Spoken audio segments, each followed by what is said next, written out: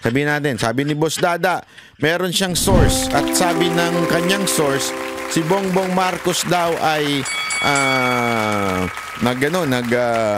nag-apply ng asylum sa Amerika. Nag-trending yun. Tapos biglang dininay ng Amerika. That is not true. Anong tawag nyo kay Boss Dada? Sigurado ako, try ko, may tatawag nyo kay Boss Dada, fake news. Fake news yan. Kasi nga dininay ng Amerika. Tama, mali. Diba? Sigurado ako, yan ang sasabihin nyo. Fake news yan. Tanong, sasabihan nyo ba si Maki Pulido ng fake news? Sasabihan nyo ba ang GMA ng fake news? Kailangan nyo yan sa kampanya nyo. Diba? Siyempre, hindi. Diba? Yun ang totoo. Yan ang totoo. Kaya kayo mga congressman, tain ninyo. Yung komento po ni BP Sara, talaga nga naman mga kababayan, pagka si BP Sara at ang mga Duterte ang nagsalita, talaga nga naman trending worldwide. Trending ang kanilang mga sinasabi at nagre-react po ang mga tao. Lalong-lalo na yung mga politiko. Talaga nga naman, halimbawa na nga ho niyan, si Chenet. Si Chenet kasi heart si Senate President Heart Cheese Escudero. Naks ng showbiz na naman yun, banat ba ya? Nagpa-react ko at ito naman din si vlogger Claire Castro si Aling Claire nag-react din. Ang tindi rin ang mga reaction niya. Pero alam niyo mga kababayan, lagi ho nating tatandaan ito bago ho tayo mag-intindi ng isang bagay, kailangan po nating alamin ng konteksto. Alamin po natin ng pinanggagalingan po ng salitang iyon. Kasi alam nyo, napaka-importante yan kahit saan kayo magbasa. Magbasa ng libro, magbasa ng kung ano-ano pa man, o di kaya manood ng mga documentary, kung manonood kayo ng mga kasaysayan, yung mga documentary na history, kailangan maunawaan mo yung konteksto. Kasi nga, sabi nga nila, di ba, pag ang isang bagay sinubukan mo intindihin ng walang konteksto, talaga maliligaw ka sa naisabihin. Kasi hindi ho applicable yung paliwanag mo kung hindi mo aalamin ang konteksto. Okay, mamaya ipapaliwanag ko sa inyo yan kung bakit sa tingin ko etong mga ewan ko, mali-mali na naman ang intindi. Tapos eto ring mga kakampwet, alam niyo yung kakampwet, yung mga kakamping, di ba? Kung ano-ano na naman ang sinasabi at kung ano-ano naman nire-react, kala mo naman talagang bayaning-bayani si Ninoy. Kayo, naniniwala kayong bayani si Ninoy? Bahala kayo sa buhay nyo. Pero ako, hindi ako naniniwalang bayani si Ninoy. Pero pag-usapan na rin natin yan mamaya kasi that's beside the point. Although, yun ang kanilang ini-insist. Di ba ho? At mamaya din, pag-uusapan po natin mga kababayan, yung issue po na kung saan tumanggap daw, nag-apply daw si Pangulong Duterte ng asylum sa China. At kesyo tinanggihan daw. Nako, sabi ko na nga ba merong fake news na lalabas ewan ko lang kung papatawag to ng TRICOM, yung mga matitikas nating mga congressman sa TRICOM, tatawagin kaya nilang fake news itong nagpalabas nitong balita na ito. Kasi kung vlogger ang nagpalabas yan, sigurado tatawagin na kagad nilang fake news. Pero since mainstream media naglabas, ang tanong, ipapatawag kaya ng mga siga doon, sila Abante, si Barbers, si Paduano at saka itong si Pimentel, ipapatawag kaya? Tingnan natin. Kasi kung hindi nyo pinatawag yan at hindi nyo kinorek at hindi nyo pinagsorry or else makukontempt, ibig sabihin lang kayo talaga ay tinatarget ninyo ang mga Duterte vloggers lang, di ba? Yan ang katotohanan. So, hindi po pwedeng ganon na namimili lamang kayo ng sisitahing fake news. Diba? Dapat lahat pag sinabi mong fake news, it applies to everyone. Yun ngang fake news na nagpe-fake news kay Marcoleta. Hindi nyo man lang na pinansin yung sinabi ni Marcoleta. Doon pala, makikita mo na kagad na itong TRICOM, talagang kinreate para targetin ng mga Duterte vloggers. Kaya mali ho yan. Yan ang ibig sabihin lang talaga, inutusan kayo ng amo ninyo para targetin kami tapos para matakot kami at manahimik. Kaya yan ang akala ninyo dahil hindi ho kami ganyan. O kung kakala ninyo napabed nyo yung mga vloggers sa mga Duterte vloggers, napabed ninyo, hindi ko kayo kayo ay kung yan ang intindi niyo ha, kayo ay tatanga-tanga. Sa totoo lang ha.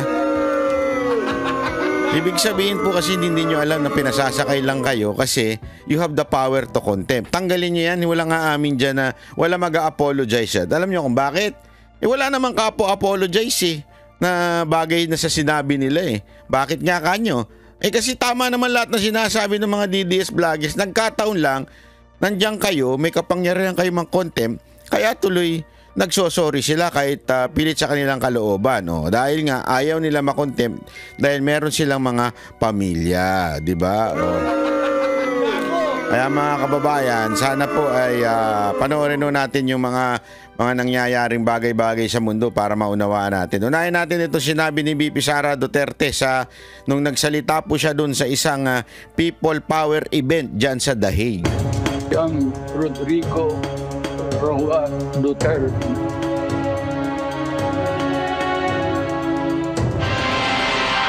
Sa gitna ng mga panawagang ibalik sa Pilipinas si dating Pangulong Rodrigo Duterte na hawak ngayon ng ICC, nangangamba raw si Vice President Sara na baka matulad ang ama sa sinapit ng yumaong senador Ninoy Aquino. Nagkomento rin ang bise sa panawagan ng mga taga-suporta na magbitiw si Pangulong Bongbong Marcos. Mula sa The Hague sa the Netherlands, nakatutok live si Maris Kumad. Maris. Vicky, sa pagtitipon nga ng mga taga-suporta ni dating Pangulong Rodrigo Duterte kahapon dito sa The Hague, kasama si Vice President Sara Duterte, lumutang ang mga panawagan sa pagbibitiw ni Pangulong Bongbong Marcos.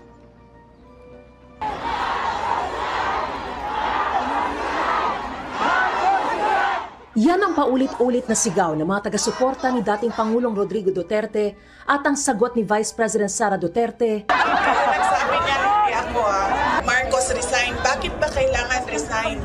Dahil hindi mo pinapakita sa taong bayan na maayos kang mag-isip at kaya mo ang mamuno. Bring him home! Ayon sa bise, gagawin nila ang lahat ng legal na paraan para maiuwi sa bansa ang ama. Pero nag-aalala raw siya na baka matulad ang ama sa nangyari kay Senador Ninoy Aquino na binaril sa tarmac pagbalik sa Pilipinas noong August 21, 1983.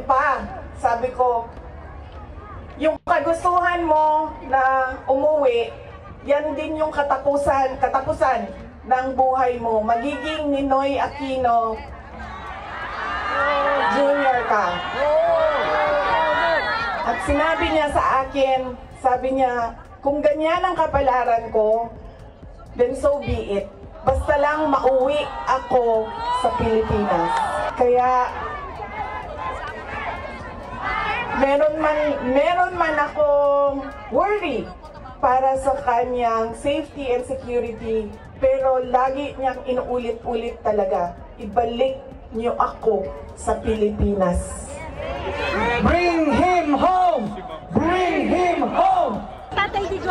Mensahe ng bise sa mga taga-suporta. Ipaalam sa kanila na mali ang ginawa kay Pangulong Rodrigo Duterte. At paano ba itama yon? Ibalik nyo lang siya sa Pilipinas. Ituloy nyo lang yung kaso, walang problema. Ibalik nyo lang siya. Dati nang iginiit ng Malacanang, PNP at Justice Department na nasa legal ang pag-aresto sa dating Pangulo. Dagdag ng bise, may inihayag daw na pangamba ang dating Pangulo para sa darating na eleksyon.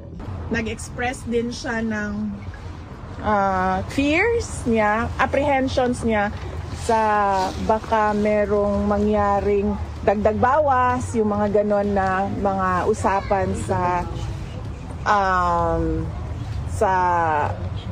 eleksyon. Tinanong niya kung papaano siya makakabalik dahil nga meron din siyang eleksyon sa Davao City. Vicky, sa mga sandali nito ay may nakikita ulit tayo ng mga kababayan natin dito sa may detention facility na pumunta para mabisita rin ang dating Pangulo at inaabangan din nila si Vice President Sara Duterte na nung Sabado ay nagsabi na muli siyang bibisita sa kanyang ama ngayong araw. At yan pa rin ang pinakasariwang balita mula pa rin dito sa The Hague, Netherlands. Balik sa iyo, Vicky. Maraming salamat sa iyo, Mariz Umali. Ayan, okay. Bago natin ituloy yung komento ng ibang mga bugok, alamin po ba natin ang konteksto nito? Ano po ba yung sinasabi ni Vice President Sara Duterte? Hindi niya kasi alam nyo, hindi yung maintindihan niya ng mga tanga eh. Hindi ko alam pero yung mga tanga hindi yung nila maintindihan.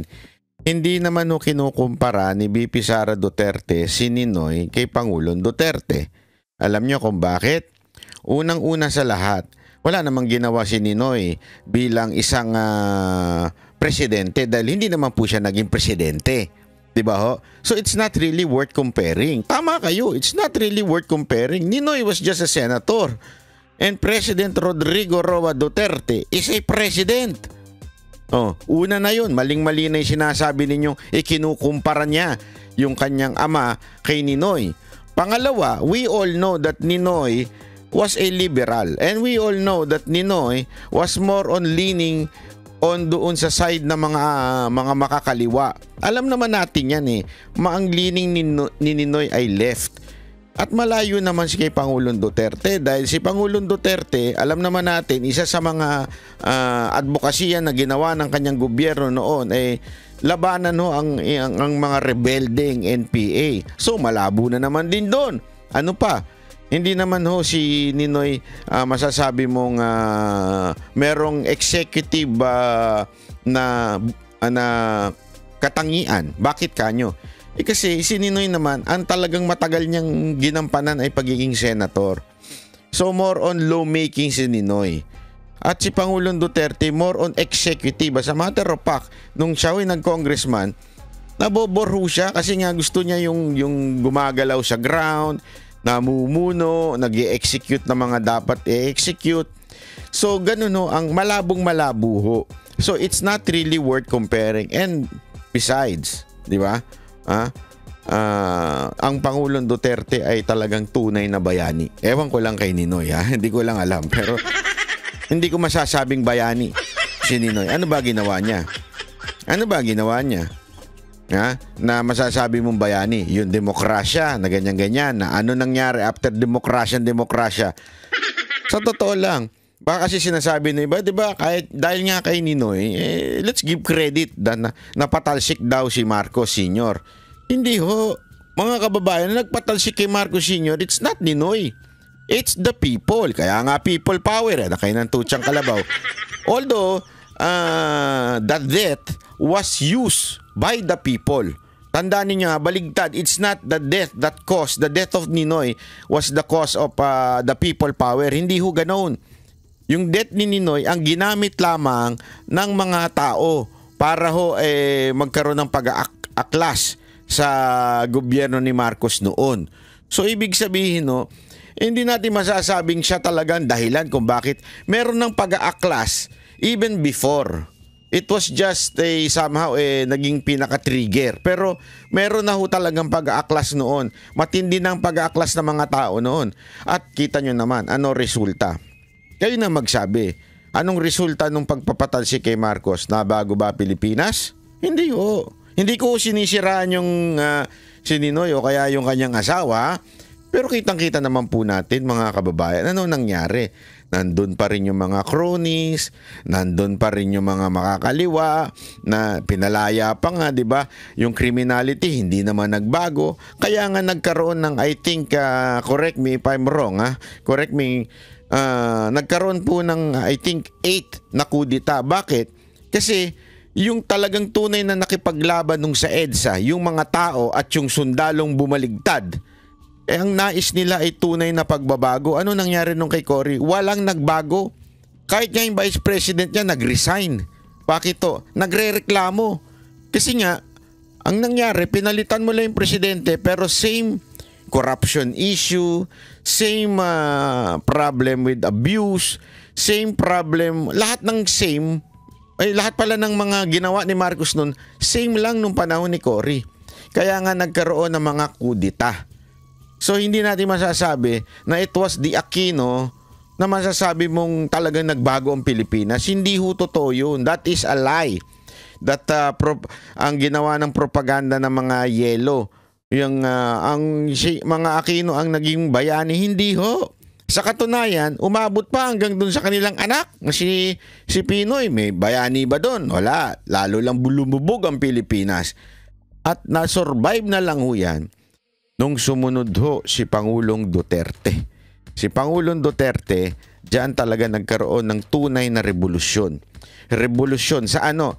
Sa krimen. Talaga nga naman nagtago na yung mga nawala na yung mga adik, mga drug lords. Yung sinasabi nga ni natatawa nga ako eh. Sino ba to? Yung nagtatanong si Franz Castro.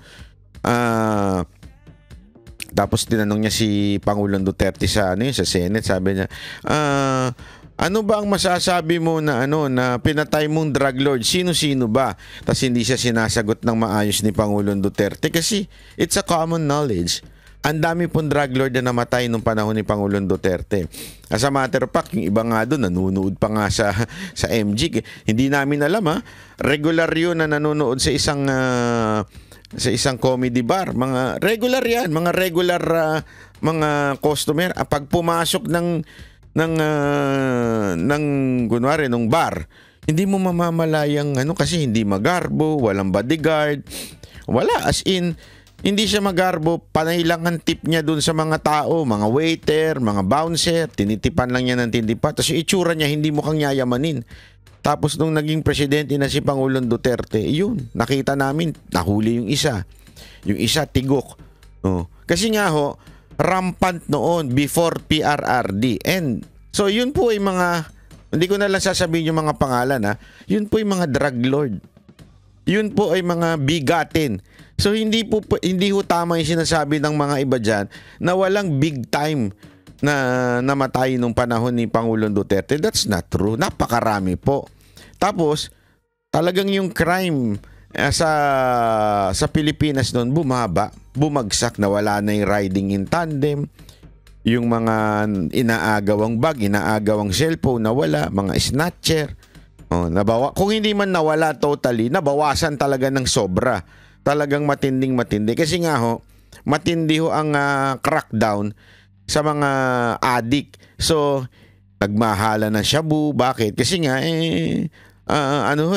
hindi ho mahirap nang i-travel yung shabu 'di ba? Noong time na 'yon, talagang mahirap na mahirap. Ano pa? Umasenso, umayos yung EDSA. Huwag niyo kakalimutan yung busway na yan. Isa ho yan alam niyo kung bakit to. Ako noon, talagang araw-araw akong dumadaan sa EDSA. Talagang balagbag po yung mga bus driver na yan, mga walang modo po yan, naayos po yan. Noong panahon na yon, ang dami ring ginawa ng mga airport, di ba? Ni-report po yan. Hindi ho may tatanggi yan. Kahit to airport ng mga kalaban sa politika, tulad sa Bicol, yan pa nga isa sa mga unang ginawa naayos din. Yung laglag bala, nawala din. Yung bukas bagahe, nawala din. Sinibak lahat ng doon. Ang dami, alam mo, hindi ko na maisa-isa ang lahat ng ginawa ni Pangulong Duterte na masasabi natin at matuturing nating talagang tunay na bayani. Di ba ho? Ay kayo, kung may maalala pa kayo, i-comment nyo na rin dyan sa baba. Pero gayon pa man, hindi ito issue ng comparison between between Ninoy and Duterte. Ang sinasabing comparison lamang dito ni BP Sara Duterte ay walang iba yung pag umuwi, maaari siyang patayin. Bakit kanyo? Ito lang kasimple. Tandaan ho natin, may nagsabi nga sa akin na mag-ingat ako.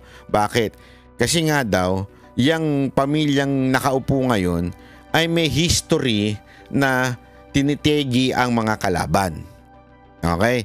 Ako, hindi ko naman siyempre makukonfirm yun dahil medyo bata-bata pa po ako nung panahon ni Marcos Sr.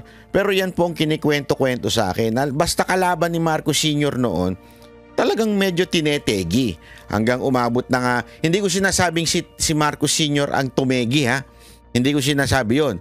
Pero ang sinasabi ko lang, basta kalaban noon na nagaganon. Hindi natin alam kung sino yung mayari. Pero ako may idea, malamang may idea kayo. Isulat nyo rin sa baba kung sino yun. Di ba? O balita ko, may estrella yun dito eh. O, di ba? O, talagang medyo matindi ang ano nun. Mga lahat ng kalaban nun pinakukulong o di kaya tinetegi. Yun po yung sinasabi ni BP Sara today. Yung comparison na yon. Dahil ngayon, ang nakaupo ay isang Marcos. At maaari, ang kalaban ni Marcos o posisyon ni Marcos ay maaring mategi. Yun yung comparison na yon. Pero wala naman pong direktang sinasabi si BP Sara Duterte na papatayin sila ni Marcos. Wala silang sinasabing ganon. Pero ayon sa kasaysayan, nangyari ho yun nung panahon ni Marcos Sr. Dito nga ako nagtataka eh.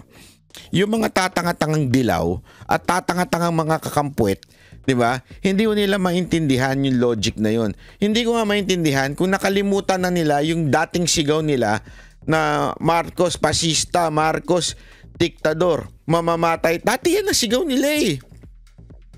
Tapos ngayon, para bagang kinakampihan pa si Marcos na tipong hindi naman mangyayari yan. Yun po ang punto doon. Hindi yung comparison with with Ninoy. Nagkataon lang, Ninoy is the opposition. Now, definitely the opposition is the Dutertes. Yun ang ibig sabihin nun. It's not the person, it's the opposition.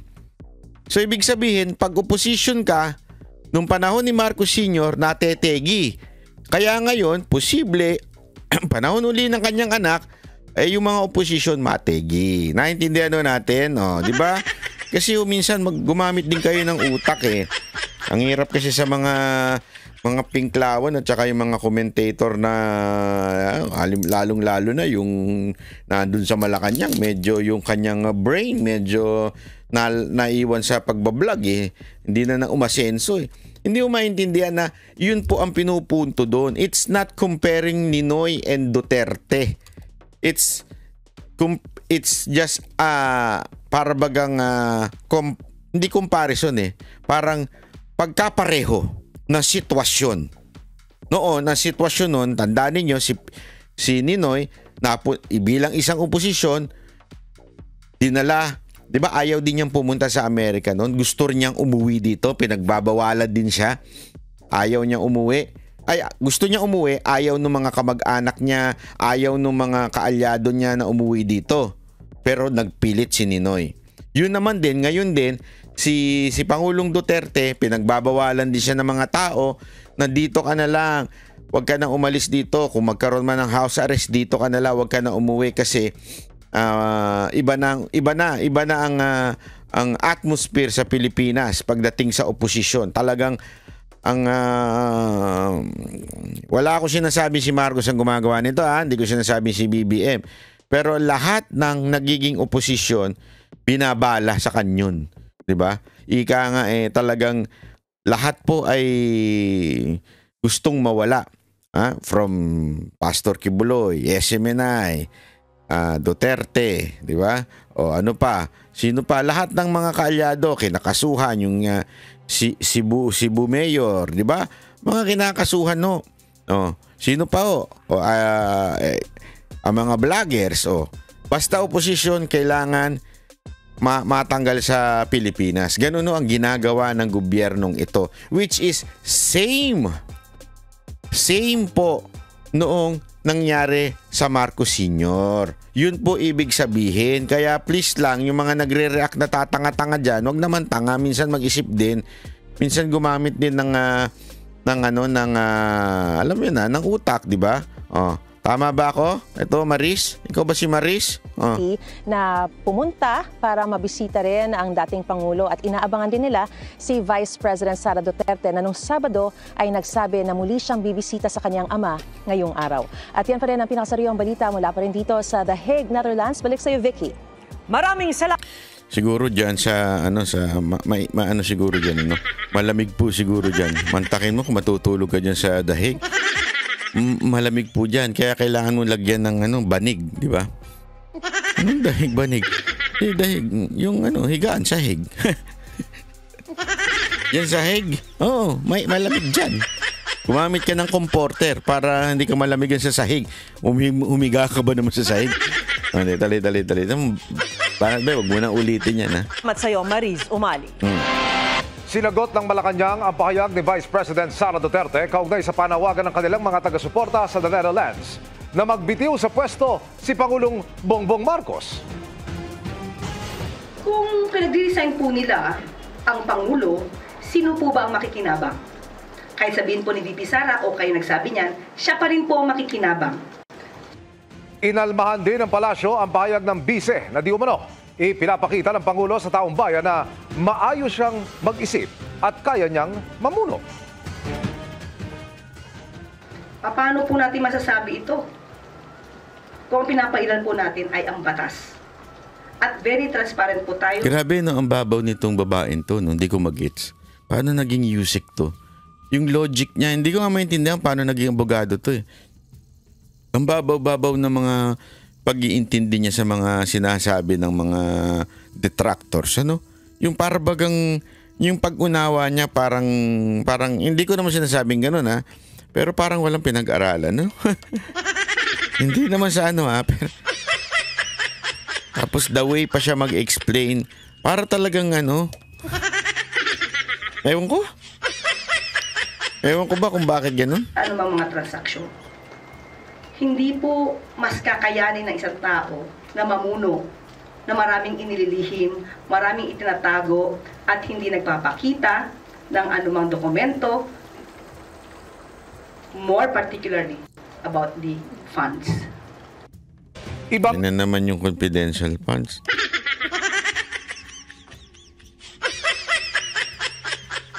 Hulaan nyo kung sino yung ano niya. Tingnan mo, binabanatan niya si VP Sara Duterte pero ang dinidescribe niya, best description ng Pangulo niya. Tingnan mo. Kung pinapailan po natin ay ang batas.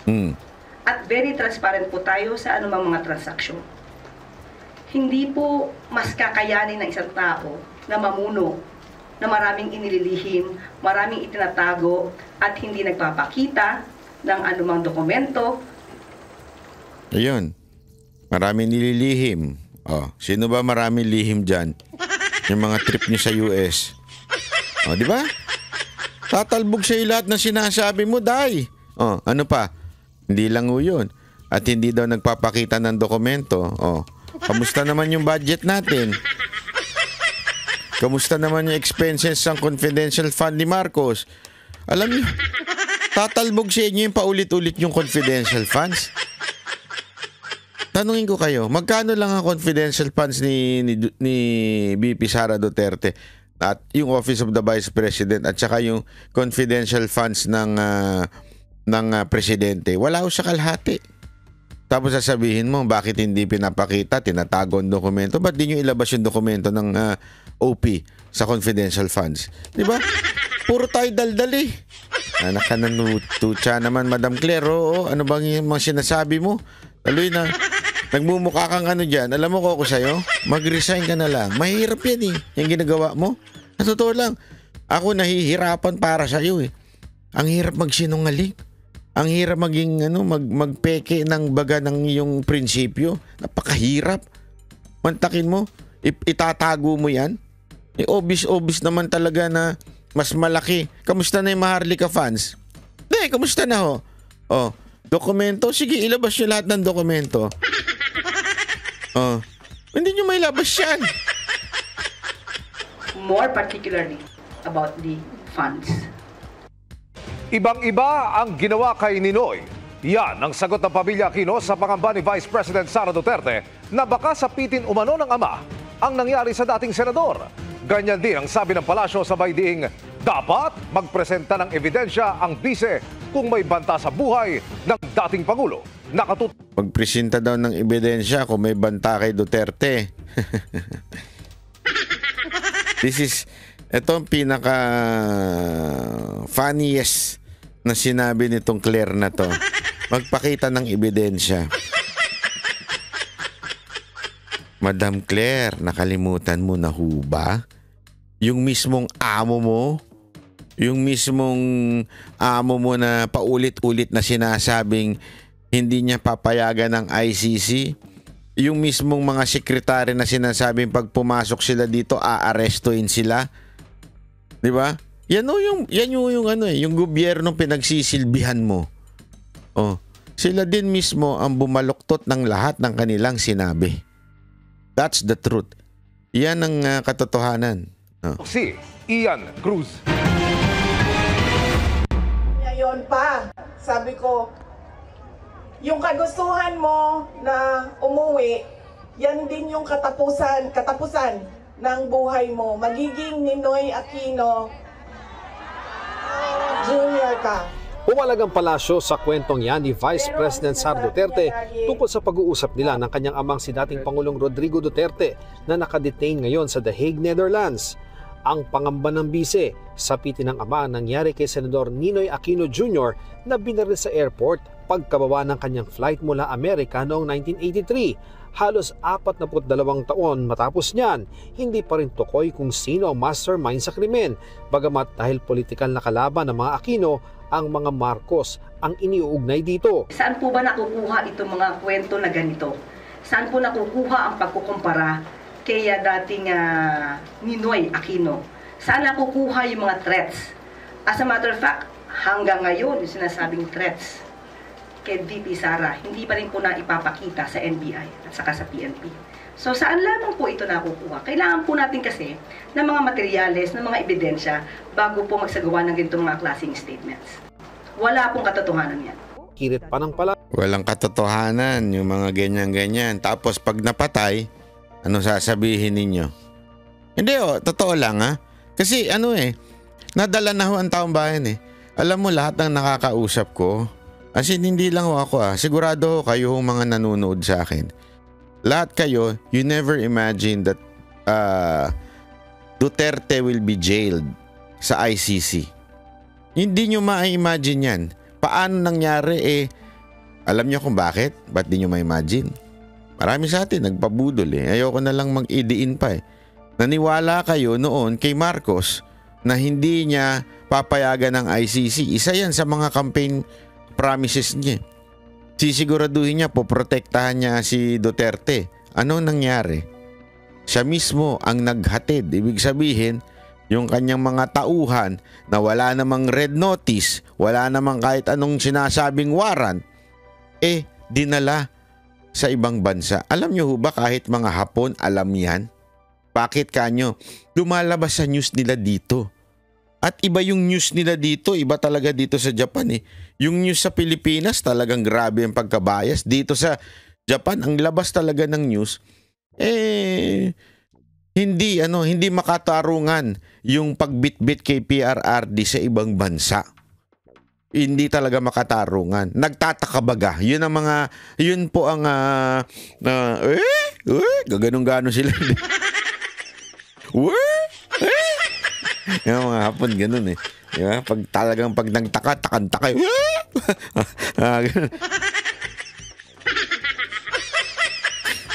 Oo, totoo, wala akong biro.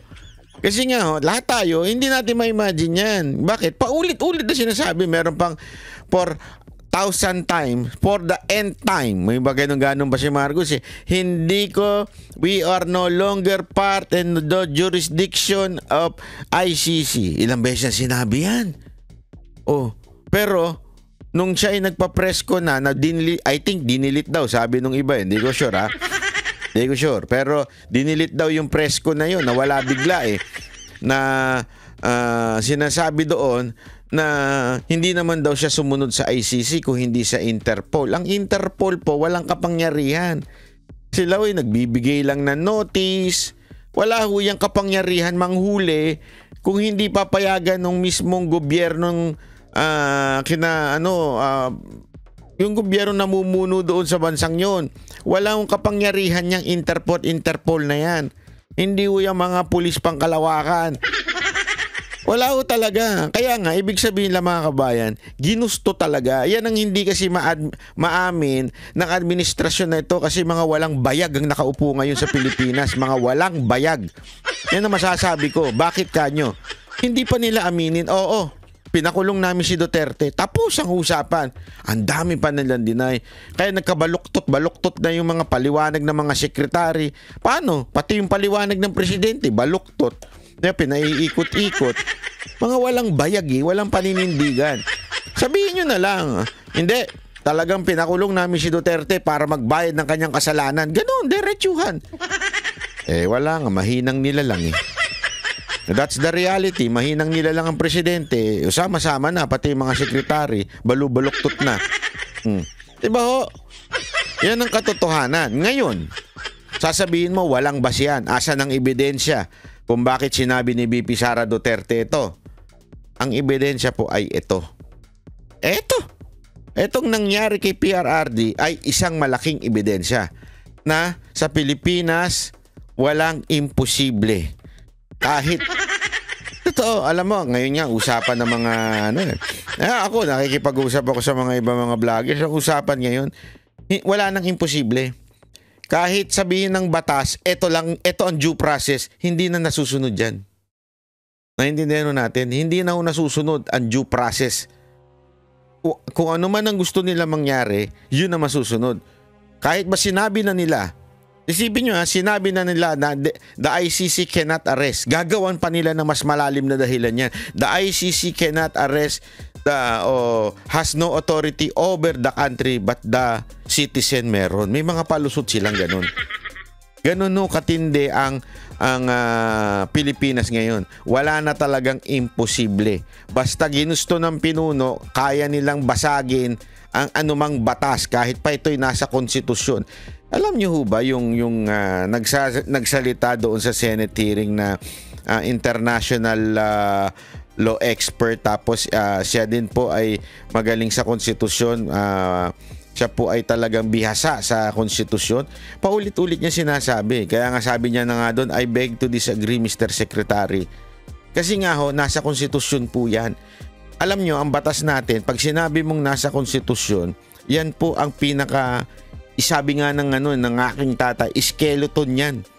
Yan ang pinaka-backbone ng lahat ng Republic Act, lahat ng mga batas na ginagawa, mga ordinansa sa LGU. Hindi pwedeng magkaroon ng ordinansa sa LGU na tatamaan ng konstitusyon. Hindi pwede. Yan ang pinakamatinding, pinakamataas na sandigan. Tanggalin mo ang konstitusyon ng Pilipinas, chaos na ho.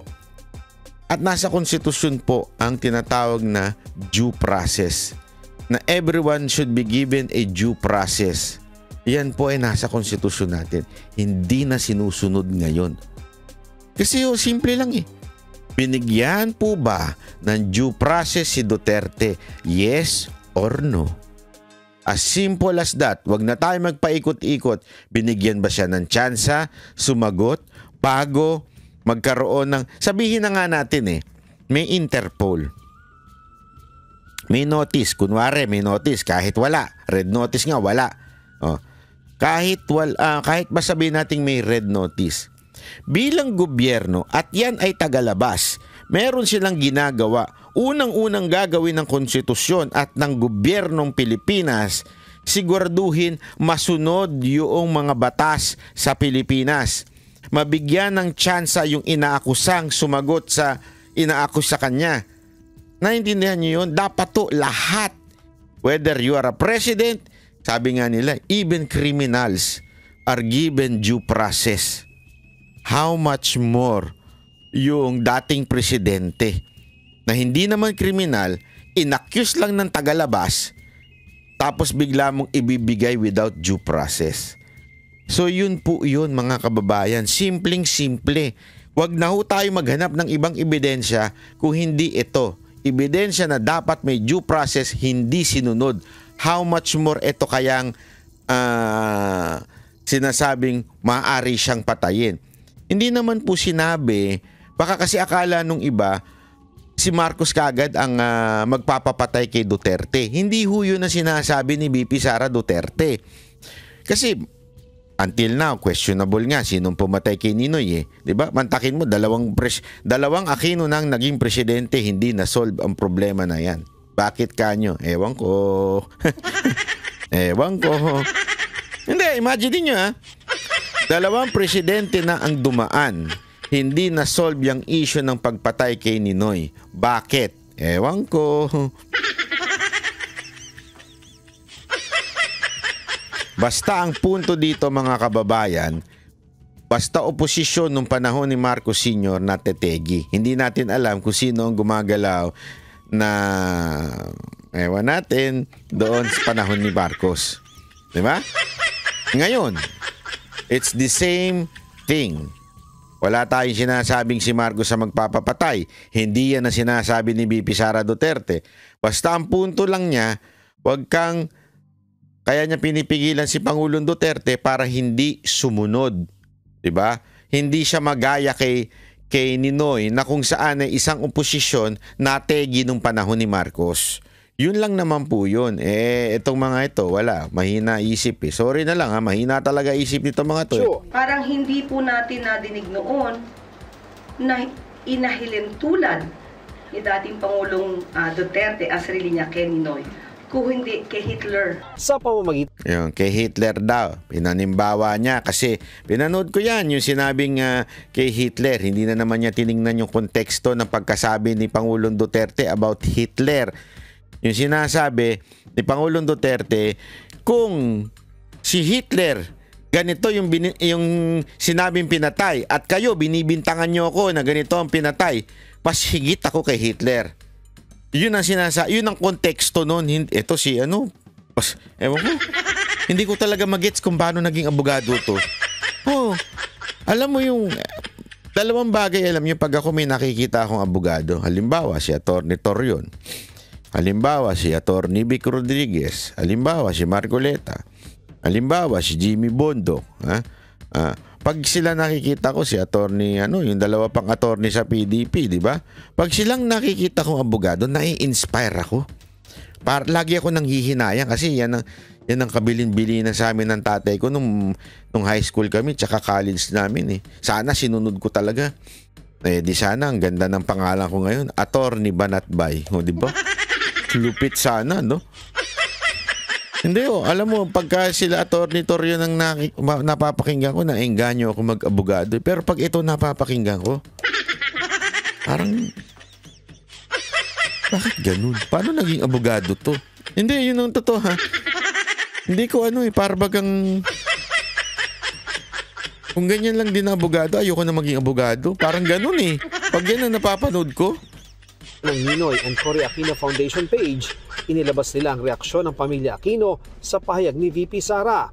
Kung pag-aaralan umano ang kasaysayan, makikita na ibang-iba ang ginawa kay Ninoy sa pinagdaraanan ngayon ni dating Pangulong Duterte. Ito naman, isa pang mali ito. Pamilya Aquino daw ito eh. Iba daw ang ginawa ni Ninoy sa pinagdadaanan ngayon ni dating Pangulong Duterte. Oh my golly. Where's your brain? What happened? Hindi naman ang pinag-uusapan dito yung ginawa ni Ninoy at ginawa o yung pinagdadaanan ni Pangulong Duterte. Ang issue dito yung si Marcos. Yung panahon ni Marcos, it's not about Ninoy. Ninoy is just the symbol of opposition at that time. Hindi sinasabing, hindi ko magets eh. Sana medyo yung mga utak ng mga tanga dyan, medyo buksan-buksan nyo naman. Hindi sinasabing pareho si Ninoy at si Duterte. Malayo talaga. Hindi naman naging presidente si Ninoy. Ang sinasabi dyan, bilang oposisyon. At ang issue dyan, ang main point dyan, it's the Marcos. That's the main point. It's not about Ninoy and Duterte. It's the Marcos. Yun po ang point na nung panahon ni Senyor, may mga namamatay na oposisyon. At ngayong panahon ni Bongbong Marcos, meron ding mga natatanggal sa pagka-gobernor, natatanggal sa pagka-mayor. Yun yung sinasabing panahon. Again, hindi rin naman natin sinasabi na si Bongbong Marcos ang gumagawa nun. Pero same ang nangyayari. Ang mga oposisyon natetegi. That's the point. Hindi pareho si Ninoy. Iba, magkaiba talaga. Hindi naman noon nakulog si Ninoy noon eh. Tumakas siya noon. Alam ko, tumakas po siya noon. Tapos ang alam ko noon, nagpagamot. Pero nasa ospital siya, nagpagamot po siya noon ng parang ewan ko, parang inatake siya noon Nagpagamot siya at doon siya sa Amerika, 'di ba? Parang may kwento pa nga. May pinalalabas pa nga yung iba na love triangle daw ni Imelda yan, something like that. Na pinakiusapan ni Imelda na wag na umuwi, diyan na lang, magpagaling na lang, ganyan-ganyan. Ibig sabihin, malaya naman si Ninoy umuwi nun. Hindi po siya nakakulong nun. Iba naman si Duterte ngayon. Ang punto dito, it's not the situation. Okay? Hindi yung pinagdadaanan ni Ninoy at pinagdadaanan ni Duterte. Ang issue dito, yung kalaban, which is the Marcos. Same, anak lang yun na Indian. At same din yung nangyayari. Natetegi yung mga oposisyon. That's the point. How come you are all lawyers, hindi nyo maintindihan yan? At kung sino mang pamilya ang sumulat nito, wag ho kayong mag-alala, hindi ho yan ang punto ni VP Sara Duterte. Ang punto niya ay si Marcos, hindi kayo. Wag kayong masyado. Masyado naman kayong Wag ganun. Naintindihan nyo? Ay kumakalabog na sa kabilang hotel ko. Ano kaya nangyayari doon? Yamete ko dasay. Ganun na may narinig. Ano ba ibig sabihin ng yamete ko dasay? May naririnig ako Iba pala. Anyway, tuloy natin. Maging ang grupong August 21 Movement o ATOM na inilunsad matapos ang pagkamatay ni Ninoy, umalma rin. Umuwi raw ang dating senador sa pag-asang kumbinsihin si dating Pangulong Ferdinand Marcos na magkaroon ng malayang eleksyon habang si dating Pangulong Duterte umaasang makakauwi ng bansa upang takasan ang pananagutan sa hablang crimes against humanity. Ang layo talaga ng utak nila, no? Talagang alam mong anti-Duterte lang Hindi nag-iisip Alam mo talagang anti-Duterte lang, hindi nila iniisip. It's not about Duterte. It's about the Marcos Wala Kasi masyado kayong entitled na hindi. Si Ninoy, mataas. Hindi po pwedeng tibagin. Dapat nga ginawa nyo na santo yan hindi pwedeng tibagin yan. Walang point doon.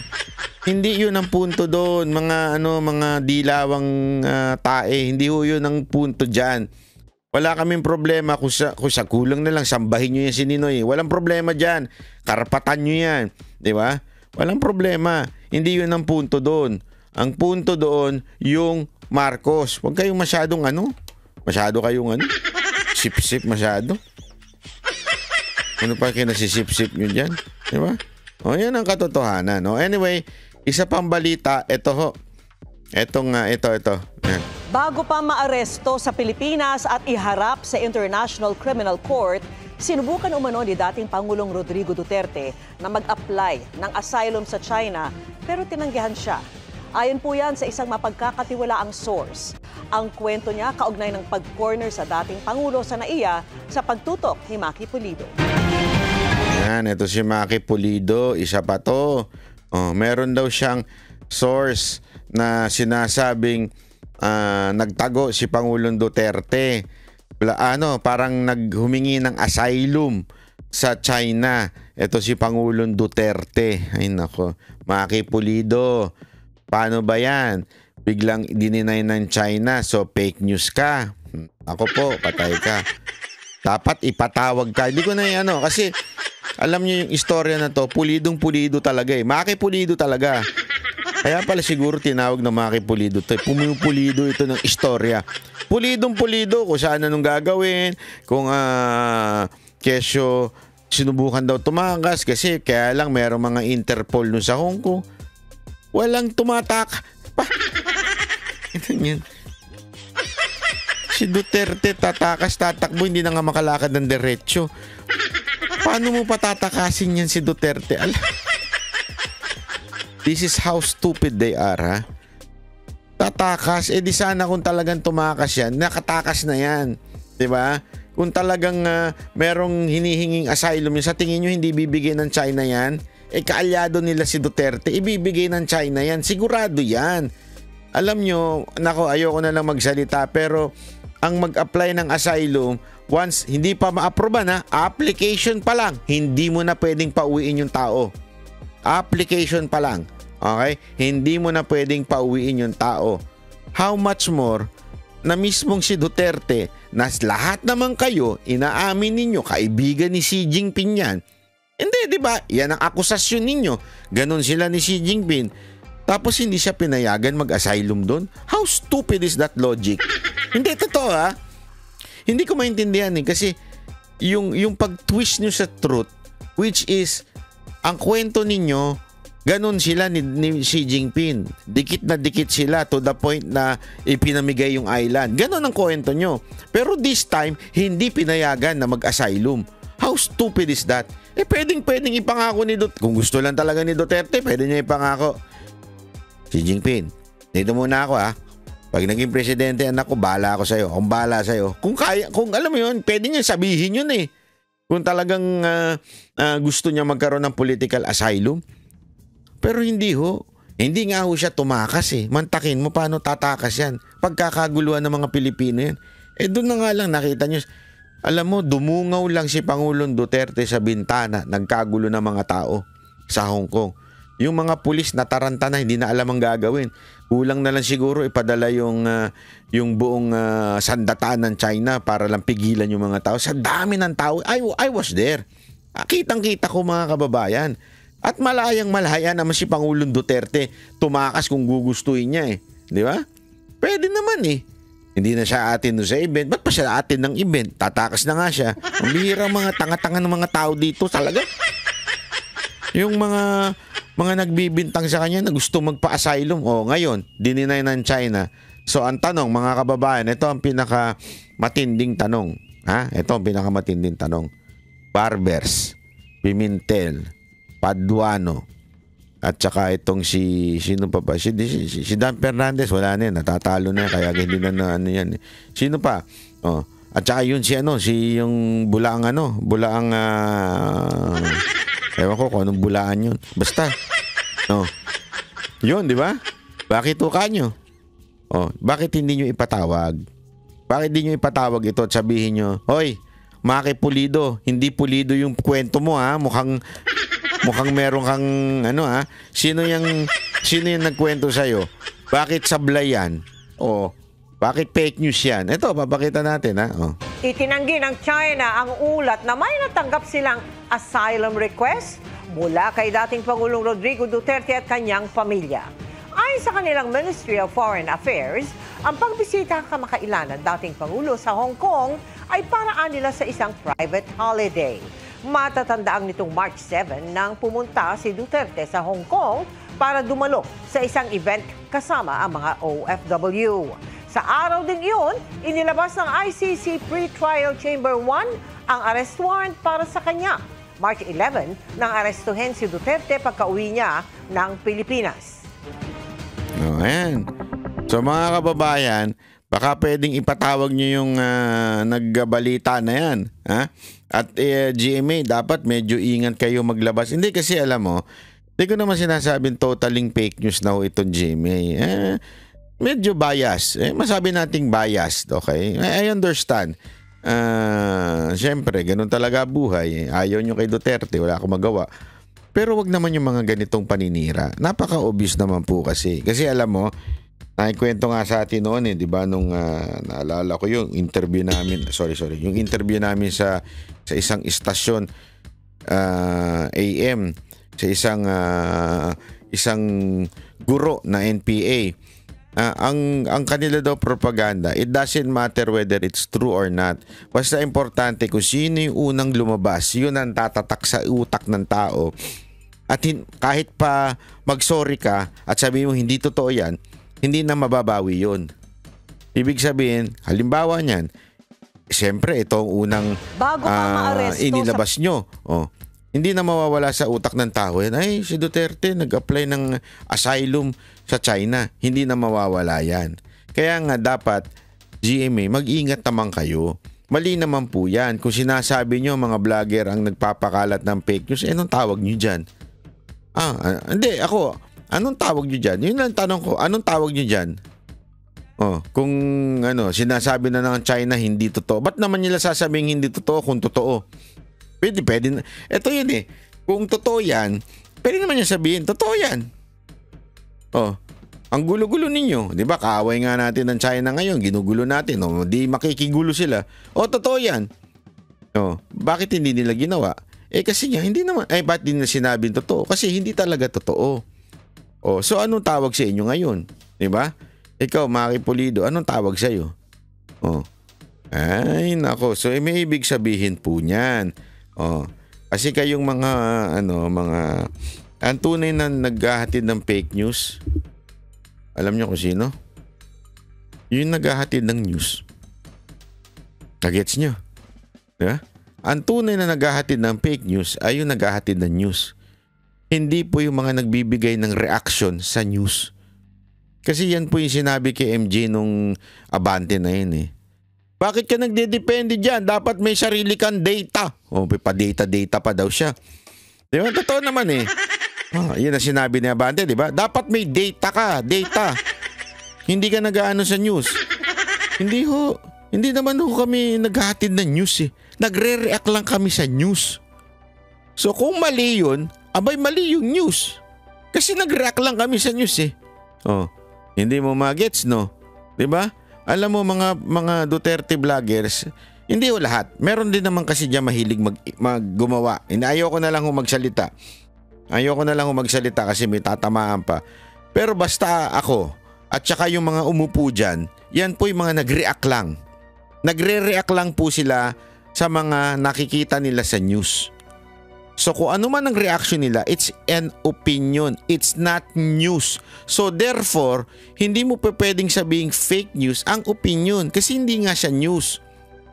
Pwede mo sabihin that's a false opinion. O kaya that opinion is wrong. Pwede mo sabihin yun. Diba?